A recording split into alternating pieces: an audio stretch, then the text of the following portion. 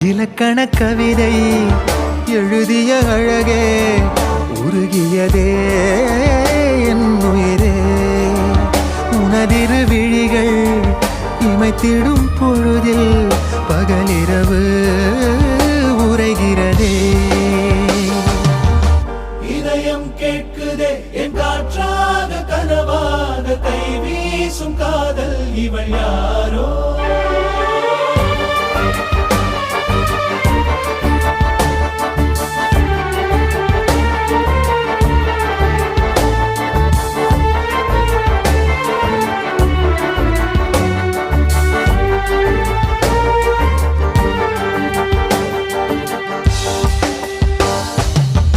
தேவதையின் விழியில் விழா காணும் பொன்வானம் அழைக்குது அருகில்